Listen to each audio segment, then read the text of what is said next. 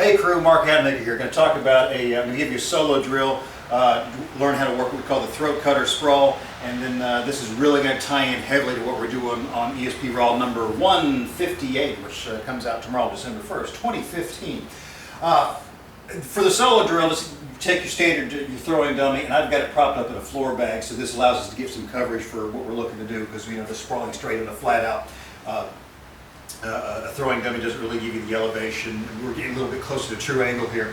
Most of the time when we're doing a sprawl, we know we're always going to be attacking with the hips. This is all that's going to stay the same about. Popping nice down with the pelvic point, and you've got usually two schools of thought to hit on the sprawl here.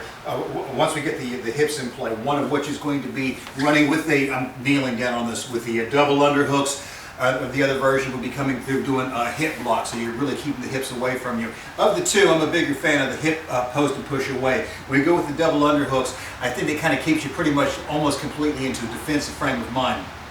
But that's either here nor there right now. If that's the way you play it, fine, good for you. Let's give you the variation for the day, what I'm talking about for the throat cutter. Whenever we're dropping down doing this sprawl, we're going to do two things at the same time. We're going to, well, three things. We're going to obviously attack with the hips. I want one hand to have on your overhook. It's reaching for the thigh, and it's going to be running with the pry hand. So that's going to be the back of the hand to the inside of the hip, the inside of the thigh. You're not looking to grab anything. You're not looking to post on the hip at all. It really is going to be nice and tight penetration with that pry, as if we're doing some sort of pry or jam and rotary breakdown from the side to side in the quarter position. This hand looks like we're doing an underhook. If we would see that, it looks like I'm doing an underhook of the arm, or at least overhooking on the head. Not really what's happening. It's going to be very similar. What's going to happen is, in this case, I'm going to give the pry hand with this side, and I'm doing my throat cutter with this side. If this arm comes around the head, I'm leaving this thumb up and out, and I'm looking to reach all the way past the throat or past the jawline. So whenever I'm coming through, I'll explain. Let me hit this once the dummy. So here I hit my sprawl. I've got my throat cutter. I'm dropping in. That pry hand goes in deep. And I'm making that fist and running and jamming this up high, nice and tight. I'm looking to hit anywhere in here, but the key on it is not to ever get a lift out of the head. I am not trying to get this head up and over.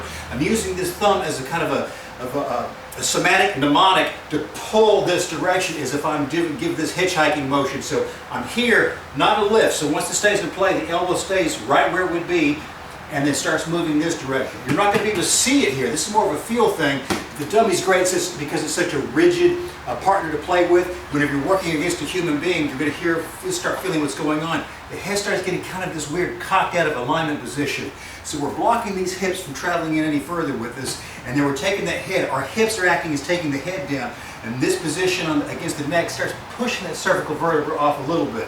It's not a submission, not in and of itself, but it has a really startling stopping that forward momentum effect. And then what will happen out of this, well again, I'll get to what will happen out of this. So we're here, we get that drop, we start getting that throat cutter in play, and I'm getting a hard lift on that hip and a hard pull with that thumb through. I'm talking about don't be passive with it. Let those hips hit hard, and you really get both of these hitting hard, nice and jammed tight at the same time. And we're finding what happens when you hit this position.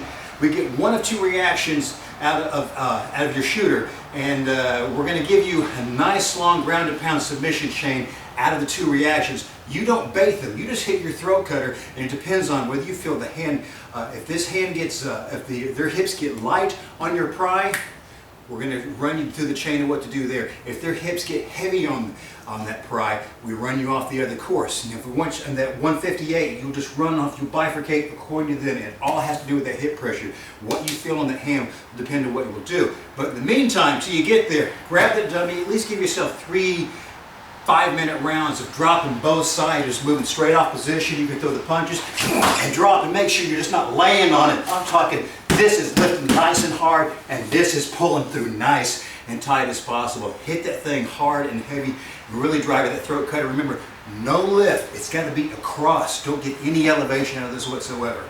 Anyway, I hope those tips will help you start playing with something, but really we think the meat of what's going on here will be on 158 with whichever submission chain you run off with, all dependent on the hips. Anyway guys, I hope you found that in use.